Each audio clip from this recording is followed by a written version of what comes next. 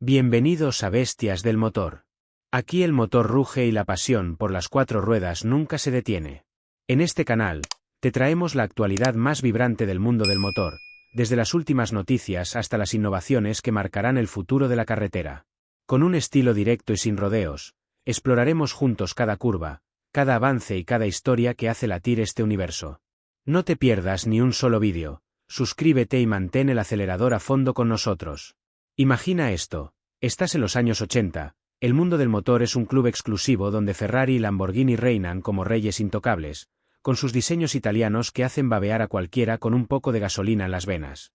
Ferrari, con su elegancia asesina, y Lamborghini, con esa brutalidad que parece salida de una película de mafiosos. Pero de repente, desde el otro lado del charco, llega un yanqui con cojones de acero diciendo: señores, esto se acabó. Aquí está el verdadero futuro, y huele a libertad americana. Ese yanqui es Jerry Wieghert, un tipo que no se conformaba con soñar despierto, él quería construir el sueño y pisarlo a fondo. Y nace el Vector W8, un superdeportivo que no solo osó desafiar a los italianos, sino que los dejó con el culo al aire en pistas y en titulares. ¿Humilló? Oh, sí, de la manera más deliciosa posible, como cuando un underdog le da una paliza al campeón en el último round. Pero vayamos al principio, porque esta historia no es solo de caballos de fuerza, es de un hombre obsesionado con las estrellas y las carreteras. Jerry Wieghert, nacido en 1942 en una América postbélica donde los coches eran más familia que lujo, creció con el rugido de los 508 en las venas. Ingeniero de formación, trabajó en los grandes, Chrysler, Ford, General Motors. Sabía cómo se construyen coches que duran, pero él quería más. Quería un supercar americano que no fuera un Corvette tuneado a medias, sino algo que pusiera a los europeos a sudar frío. En 1971, con solo 29 años, funda Vehicle Design Force en Wilmington, California, un rincón industrial entre Los Ángeles y Long Beach que parece sacado de una película de serie B. Allá, con su socio Lee Brown, un experto en carrocerías que podía hacer magia con metal, empiezan a garabatear ideas en servilletas. La visión, un coche aerodinámico, con materiales de aviación, que vuele por las autopistas como un misil. No un juguete para ricos europeos, un icono para los yanquis que sueñan con dominar el asfalto. El primer destello de genialidad llega en 1976, cuando muestran un concepto en el Auto Show de Los Ángeles. Se llama simplemente The Vector, un prototipo que parece un ovni aterrizado en un garaje. Cuerpo bajo, nariz afilada, alas que cortan el viento. La prensa enloquece. Motor Trend lo pone en portada en 1972, aunque el coche ni siquiera rodaba aún. Imagínate el revuelo, ¿un supercar americano? ¿En serio? ¿Con qué motor? Un banquel rotativo como los de Mazda, pero en esteroides. Wieghert juguetea con ideas locas. Al principio, un motor rotativo Mazda potenciado, luego hasta un dog de Porsche. Pero Jerry es pragmático, sabe que para competir con los italianos necesita potencia bruta, no experimentos. Así que opta por lo que mejor sabe un americano, un V8 Chevrolet, el corazón de generaciones de muscle cars. En 1978, nace el Vector W2, el prototipo que lo cambia todo. Ah, el W2, qué belleza salvaje. Un wet-shaped puro, inspirado en el Lamborghini Countach pero con un twist yankee, más angular, más futurista, como si Bertone hubiera diseñado para la NASA. Cuerpo de fibra de vidrio reforzado, puertas de tijera que se abren como alas de murciélago, y un interior que parece la cabina de un jet, asientos de cuero cosidos a mano, controles ergonómicos que te hacen sentir piloto en lugar de conductor. Bajo el capó, un 5,7 litros V8 de Chevy con inyección Bosch, escupiendo unos 600 caballos que prometían 0 a 100 en menos de 4 segundos y una velocidad máxima de 242 millas por hora. ¿242? En esa época, un Ferrari Testarossa se conformaba con 180, y un Countach luchaba por los 200. Wieghert no exageraba, medía todo con regla de ingeniero aeroespacial. Porque sí, Jerry era un friki de la aviación, soñaba con ser piloto de combate, pero la vista lo traicionó. Así que canalizó esa frustración en el W2, 5.000 remaches de grado aeronáutico, Kevlar y carbono en el chasis para que pesara solo 1.500 kilos. Ligero como una pluma, pero letal como un halcón. La prensa, esos buitres del asfalto, se abalanzan. Road y Track lo prueba en 1979 y dice: esto no es un coche, es una declaración de guerra. Pero el W2 era solo un show car rodante, no producción. Weihert necesitaba pasta, y mucha. Entra en escena el drama financiero, el pan de cada día de los soñadores del motor. Ofrece acciones públicas, demanda a Goodyear por infracción de marca, sí, porque Vector también era un neumático, y hasta cigarrillos Banti por copiar el nombre. Gana unos millones, pero es como robar migajas en una fiesta de millonarios. Lamborghini costaba $20.000 entonces. Weihert pedía 100.000 por el W2. ¿Quién compra? Chics árabes, millonarios excéntricos. Pero el dinero se evapora en prototipos y pruebas. Años 80, Reagan en la Casa Blanca, y Weihert en su taller sudando tinta para inversores. Esto va a humillar a Ferrari, les dice, y ellos asienten, pero piden más números. Para 1989, el W2 evoluciona al W8, el modelo de producción. No un salto, una revolución. El motor crece a 6.0 litros, Twin Turbo Garrett con boost ajustable de 8 a 14 sí. En dyno, Vector graba 1200 HP a tope 1.200, pero en calle, 625 HP conservadores para no fundir pistones. Transmisión automática de 3 velocidades, reforzada como un tanque, con cambio sin embrague tipo ratchet. Frenos ventilados hidráulicos en las 4 ruedas. Suspensión que genera 0,97 gramos en curva más que cualquier italiano de la época. Y el diseño, ¡ay, el diseño! Cuerpo de carbono, Kevlar y fibra, alas ajustables, tomas de aire que succionan como un jet. Pesa 1505 kilos, acelera a 60 millas por hora en 3,9 segundos, quarter mile en 12 flat a 118 millas por hora. Karan Driver lo prueba en 1991, mejor que un F40 en aceleración. ¿Ves? Ahí está la humillación. Mientras Enzo Ferrari llora por sus 478 HP, el W8 les dice agárrense, abuelos. Pero no todo es glamour. Weihert es un visionario, pero también un terco. Insiste en construir cada W8 a mano, como un reloj suizo en un mundo de Toyotas. Costo, $450.000 por unidad. En 1990, eso es un yate pequeño. Solo 17 clientes lo pillan, 2 chics saudíes para los prototipos, Andre Agassi sí, el tenista que lo pide antes de tiempo y casi lo estrella en un parking. Agassi, el tipo de las pelotas amarillas, queriendo impresionar con un cohete americano. Pero Jerry avisa, no lo conduzcas aún, está crudo. Ignora, y boom, problemas. Ese es el toque humano, hasta los famosos meten la pata con estas bestias. Y mientras el W8 rueda o intenta, los rumores vuelan. ¿Vector en F1? ¿Alianza con Philips para patrocinio Ferrari? Weihert negocia en sombras, como un mafioso de Detroit. Pero los italianos miran de reojo, ¿un americano con Turbos Chevy? Ja, eso es para camioneros. Craso error. En pruebas independientes, el W8 deja al Countach comiendo polvo en curvas, y al Testarossa en rectas. Doug de Muro, años después, lo prueba y dice, tan bueno mejor que un Lamborghini.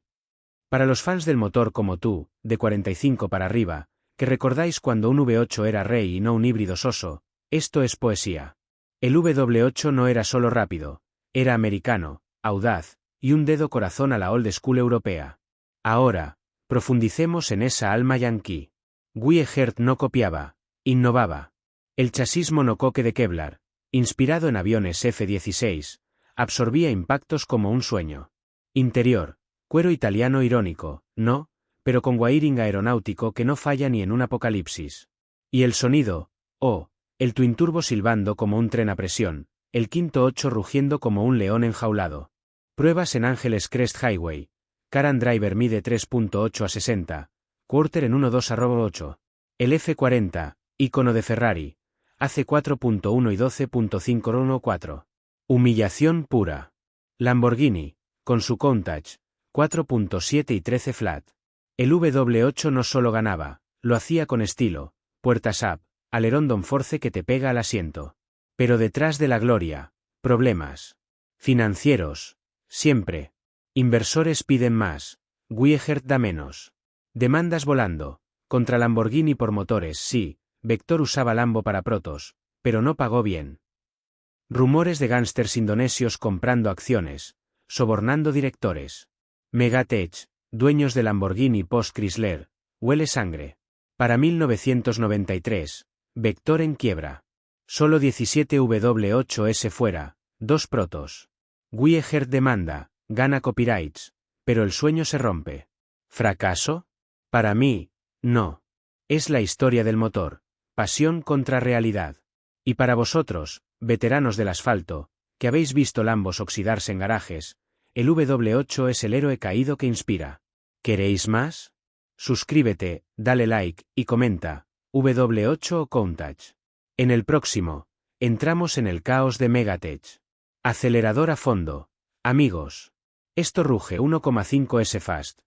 Mientras el Vector W8 rugía en las carreteras y en los titulares, el mundo del motor seguía girando, y Jerry Wieheart, con su mezcla de genio y testarudez, estaba en el centro de la tormenta. El W8 no era solo un coche, era una bofetada a la arrogancia europea, un puñetazo en la mesa que decía, América también sabe hacer supercoches, y los hace con más huevos que nadie. Pero detrás de los titulares y las fotos brillantes de revistas, la historia del W8 estaba llena de sudor, traiciones y un montón de billetes que se esfumaban como gasolina en un V8 a fondo. Vamos a meter el bisturí en esta parte de la historia, los años dorados del W8, cuando parecía que Vector iba a comerse el mundo, pero también cuando las grietas empezaron a aparecer. Porque, amigos, en el mundo del motor, la gloria y el desastre siempre van de la mano, como un drift mal calculado en una curva cerrada. Imagina el panorama en 1990. El W8 está en producción, aunque producción es una palabra generosa para un proceso que parecía más una obra de arte que una línea de ensamblaje. Cada coche se construía a mano en ese taller de Wilmington, con técnicos que parecían más artesanos que operarios. Jerry Wieheart supervisaba todo como un general en el campo de batalla, ajustando tornillos, revisando soldaduras, probando cada turbo como si su vida dependiera de ello. Y en parte, así era. Cada W8 costaba $450.000, una fortuna que solo jeques, estrellas de Hollywood o algún excéntrico con demasiados ceros en la cuenta podía pagar. Pero el precio no era solo por el coche, era por la exclusividad, por ser parte de un club que Ferrari y Lamborghini nunca te invitarían a unirte. Porque mientras los italianos vendían estatus, Vector vendía rebeldía. El W8 era una bestia técnica, y aquí es donde los fanáticos del motor, vosotros, los que tenéis el olor a gasolina como perfume, vais a disfrutar. El corazón del W8 era ese V8 Chevrolet de 6,0 litros, pero no era un motor de Camaro cualquiera. Twin Turbo Garrett, intercoolers dobles, inyección Bosch Cajetronic modificada para exprimir cada gota de potencia. En el banco de pruebas, alcanzaba 1200 caballos en configuraciones extremas, pero Jerry lo limitaba a 625 en calle para que no explotara en manos de un millonario con más dinero que talento. La transmisión, una automática de 3 velocidades reforzada, era una rareza en un supercoche, pero funcionaba como un tanque, cambios rápidos, sin embrague, diseñada para soportar el torque brutal de los turbos. Suspensión independiente en las 4 ruedas, con amortiguadores ajustables que hacían que el coche se pegara al asfalto como si tuviera garras. Y el chasis, el chasis, monocoque de Kevlar y fibra de carbono, con subchasis de aluminio aeronáutico. Pesaba menos que un 911 turbo de la época, pero con el doble de potencia. ¿Resultado? Un misil que hacía 0 a 100 en 3,9 segundos y alcanzaba 242 millas por hora en rectas, según las pruebas de Vector. Car and Driver, en 1991, lo confirma. 3,8 segundos a 60 millas por hora, cuarto de milla en 12 segundos a 118 millas por hora. Ferrari F40, el dios pagano de Maranello, se quedaba atrás con 4,1 segundos. Lamborghini Countach, el toro salvaje, ni olía el asfalto con sus 4,7 segundos. Esto no era una carrera, era una ejecución pública. Pero la magia del W8 no estaba solo en los números. Era en cómo se sentía. Los pocos afortunados que lo condujeron hablaban de un coche que no solo corría, sino que intimidaba. El sonido del quinto 8 era grave, gutural, como un trueno que retumbaba en el pecho. Los turbos silbaban como serpientes antes de morder, y cuando soltabas el acelerador, el blow valve soltaba un PSSHH que te ponía la piel de gallina. Las puertas de tijera se abrían con un siseo neumático, y el interior era un santuario de cuero y aluminio, con un panel de instrumentos que parecía robado de un F-14 Tomcat. Todo gritaba futuro, pero con un toque retro que hacía que los cuarentones de la época, como vosotros, soñaran con dejar atrás sus Mustangs y meterse en algo que parecía diseñado por un loco de la NASA. Doug DeMuro, años después, lo resumió perfecto: es como conducir un prototipo de Le Mans que alguien decidió matricular para la calle. Y sin embargo, en el apogeo del W8, los problemas acechaban. Weigert era un genio, pero no un hombre de negocios. Cada coche tardaba meses en construirse, y los costos se disparaban. Los inversores, esos buitres con traje que olían billetes, empezaban a impacientarse. Querían más coches, más ventas, menos sueños. Jerry, terco como una mula, se negaba a comprometer la calidad. Esto no es un Pontiac, decía. Es un Vector. Pero el dinero no llegaba. En 1991, Vector necesitaba $10 millones para mantener la producción. Weigert recurre a todo: jeques árabes, magnates asiáticos, incluso rumores de capital indonesio que olía a negocios turbios. Y aquí entra el drama, porque en el mundo del motor, los rumores son tan potentes como la gasolina de alto octanaje. Se decía que un grupo de inversores de Yakarta, con conexiones dudosas, quería comprar Vector para lavar dinero. Otros decían que Weigert negociaba con Philips, el gigante electrónico, para un patrocinio que pondría el logo de Vector en un Ferrari de F1. ¿Realidad o fantasía? Nadie lo sabe, pero en los garajes y foros de la época, los fanáticos del motor hablaban de Vector como si fuera el mesías del asfalto. Y luego estaba la prensa, siempre con el cuchillo listo. Mientras Road y Track alababa el W8 como el futuro del supercoche, otros, como Motor Trend, empezaban a oler sangre.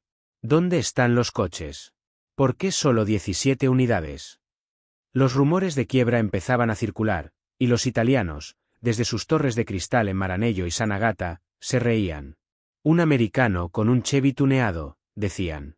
Pero los números no mienten. En pruebas directas, el W8 superaba al F40 en aceleración y al Countach en curvas. En el circuito de Willow Springs, un W8 marcó tiempos que hacían sonrojar a los italianos. Y en la calle, en las autopistas de California, los propietarios, esos pocos privilegiados, contaban historias de dejar Ferraris en el retrovisor, con el turbo silbando y el alerón trasero ajustándose como un avión en despegue. Pero el drama financiero no era el único problema. Había tensiones internas. Lee Brown, el socio de Weigert, se marcha en 1990, harto de las promesas vacías y las deudas. Los empleados, leales pero mal pagados, trabajaban jornadas de 14 horas para cumplir los plazos. Y luego estaba Andrea Gassi, el cliente estrella. Su W8, uno de los primeros, llegó con fallos, problemas eléctricos, turbos que recalentaban. Jerry le advirtió: es un prototipo, ten cuidado. Pero Agassi, con su ego de tenista, lo sacó a pasear y casi lo estrella. La prensa sensacionalista se cebó: ¿el Vector es un fiasco? Weigert, furioso, responde en una entrevista: dame un F40, y lo fundo en una semana. Y probablemente tenía razón. Para los fans del motor, esta era la época dorada del W8, un coche que no solo corría, sino que desafiaba todo lo establecido. Era el sueño americano sobre ruedas, audaz, imperfecto, pero con un corazón que latía más fuerte que cualquier V12 europeo. Sin embargo, las sombras de la quiebra se acercaban. Megatech, una compañía misteriosa con sede en Bermudas y dueña de Lamborghini, empieza a rondar. ¿Aliados o depredadores? Weigert no lo sabía, pero el olor a traición estaba en el aire. En el próximo capítulo, entramos en el caos, la batalla por el control de Vector, las demandas, y el final de un sueño que, para muchos de vosotros, sigue siendo una leyenda. Suscríbete, dale al like, y dinos en los comentarios: ¿crees que el W8 merecía más? Acelerador a fondo, amigos. El Vector W8 estaba en su cenit, pero como toda buena historia del motor, el brillo de la gloria venía con un regusto amargo. Estamos en 1992, y Jerry Weigert seguía peleando contra el mundo, contra los italianos que se burlaban, contra los inversores que apretaban el cinturón, y contra un mercado que no entendía su visión. El W8 era más que un coche, era un manifiesto, un rugido yanqui que decía: podemos hacer supercoches mejores que los europeos, y lo vamos a demostrar. Pero en el mundo del motor, donde el dinero y el ego pesan más que los caballos de fuerza, incluso los sueños más potentes pueden quedarse sin combustible. Esta es la parte donde la cosa se pone turbia. Traiciones, demandas, y una lucha por el control que haría que un culebrón venezolano pareciera un paseo por el parque. Agarraos, porque aquí viene el drama, con un toque de sarcasmo para los que sabemos que el asfalto siempre cobra su precio. El taller de Vector en Wilmington seguía siendo un hervidero de actividad, pero no del tipo que genera billetes. Los 17 W8 construidos hasta entonces eran joyas, cada uno ensamblado con una precisión que rozaba la obsesión. Imagina a Wiechert, con su bata de ingeniero, revisando cada tornillo como si fuera a pilotar un cohete a Marte. Cada coche era una obra maestra, chasis de Kevlar que pesaba menos que un Mazda Miata, pero con la rigidez de un tanque, un V8 de 6,0 litros twin turbo que sonaba como si el diablo hubiera aprendido a cantar heavy metal, y un diseño que parecía sacado de una peli de ciencia ficción de los 80. Pero construir un W8 no era como estampar ondas en una fábrica. Cada unidad llevaba meses, y los costos se comían los fondos más rápido que un Mustang en un drag strip. Jerry pedía $450,000 por coche, pero los gastos de materiales, pruebas y salarios se disparaban. ¿Resultado? Las arcas de Vector estaban más vacías que un tanque después de un fin de semana en el circuito. Y aquí entra el villano de la película, o al menos uno de ellos, Megatech, una empresa con sede en Bermudas que olía dinero fácil y negocios turbios. Estos tipos no eran unos cualquiera, eran los dueños de Lamborghini desde 1987, cuando Chrysler los vendió tras una relación más tormentosa que un matrimonio en crisis. Megatech, liderada por un grupo de inversores asiáticos con nombres que sonaban a corporaciones de película de espías, vio en Vector una oportunidad. Pero, ¿una oportunidad para qué? ¿Para asociarse y llevar el W8 a la estratosfera? ¿O para devorar a la presa herida? Wiechert, siempre paranoico pero no estúpido, olió la trampa desde lejos. En 1992, Megatech ofrece comprar Vector por una suma que nunca se hizo pública, pero que rumores dicen rondaba los 10 millones. Jerry, fiel a su estilo, los manda a paseo. El Vector es mío, dice. No vendo mi alma. Noble, pero arriesgado, porque los lobos ya estaban en la puerta. Mientras tanto, los rumores en el mundo del motor se disparan como un turbo mal ajustado. En los foros de entusiastas, en los bares de carretera, en las páginas de Motor Trend, todos hablaban de Vector. ¿Es el W8 el futuro o un bluff?, se preguntaba la prensa.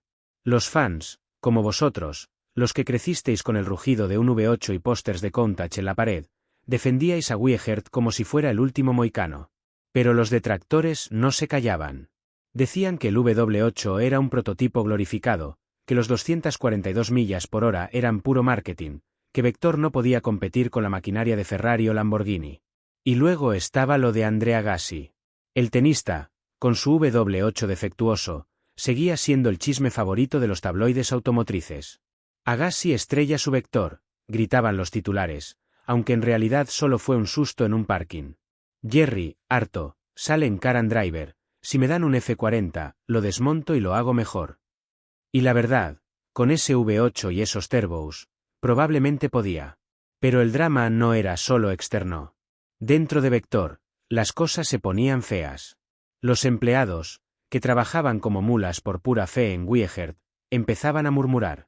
Los cheques rebotaban, los proveedores exigían pagos, y los inversores, esos buitres con maletín, apretaban las tuercas. Wiechert, en un movimiento desesperado, intenta vender más acciones públicas, pero la magia de los 80 ya no funcionaba. La economía de los 90 era un campo minado, la recesión acechaba, y los millonarios ya no tiraban billetes a proyectos locos. Encima, Jerry se enreda en demandas. Una contra Goodyear, porque Vector también era una marca de neumáticos y Wiechert quería su tajada. Otra contra Banti, los de los cigarrillos, por el mismo motivo. Gana algo de dinero, pero es como poner una tirita en una hemorragia. Y luego, el golpe mortal, Megatech, cansados de negociar, lanza una oferta hostil. En 1993, compran suficientes acciones para tomar el control de Vector, aprovechando que Jerry estaba distraído peleando con proveedores y tribunales. Aquí es donde la cosa se pone shakespeariana. Wiechert, traicionado como un César automotriz, se niega a ceder. Demanda a Megatech, alegando que la compra fue ilegal, que violaron acuerdos, que el Vector era su creación y no un juguete para especuladores. La batalla legal es un circo, documentos volando, acusaciones de sobornos, rumores de que Megatech quería usar Vector para lavar dinero o para meterse en el mercado americano con Lamborghini. Los fans del motor, mientras tanto, observan desde las gradas, divididos. Algunos ven a Wieghert como un héroe, un tipo que se enfrentó al sistema y casi gana. Otros lo llaman terco, un soñador que no supo jugar el juego del dinero. Pero una cosa es segura, el W8, con sus 17 unidades, seguía siendo una leyenda. En pruebas privadas, un W8 humilla a un Porsche 959 en el circuito de Laguna Seca. En la calle, un propietario en Dubái jura que dejó a un Ferrari Testarossa comiendo polvo en una autopista del desierto. Los números no mienten, y el W8 seguía siendo un misil. Pero la realidad es cruel. En 1993, Megatech toma el control. Wieghert es expulsado de su propia compañía, un puñal que duele más que cualquier bancarrota. Vector intenta seguir, pero sin Jerry, es un cuerpo sin alma. Megatech planea un nuevo modelo, el M12, usando un chasis Lamborghini Diablo y un motor V12 italiano. ¿El resultado? Un Frankenstein que no convence a nadie. Los fans del W8, los puristas como vosotros, lo llaman traición. El M12 no es un Vector, es un Lamborghini disfrazado, y encima, mal hecho. Para 1999, Vector está muerto, y Megatech se disuelve en un mar de deudas y acusaciones. Wieghert, desde las sombras, sigue peleando en tribunales, recuperando los derechos del nombre Vector en 2005, pero el daño está hecho. El W8 queda como un meteorito, brilló intensamente, pero se estrelló. Para los que amáis el motor, esta historia es un recordatorio. El W8 no era solo un coche, era un sueño americano, con todo lo bueno y lo malo que eso implica. Wieghert no quería competir, quería redefinir el juego. Y aunque cayó, dejó un legado que aún hace que los cuarentones, con sus camisetas de STP y sus recuerdos de los 80, suspiremos. ¿Qué habría pasado si Vector hubiera tenido el dinero de Ferrari? ¿Si Wieghert hubiera cedido un poco? Nadie lo sabe, pero el W8 sigue vivo en los garajes de coleccionistas, en los foros de Reddit, y en el corazón de los que creemos que un V8 americano puede hacer temblar a Maranello. Suscríbete, dale like, y déjanos tu opinión. ¿Fue Wieghert un genio o un loco? En el próximo capítulo, exploramos el legado del W8 y cómo sigue inspirando a los locos del motor. Acelerador a fondo, amigos.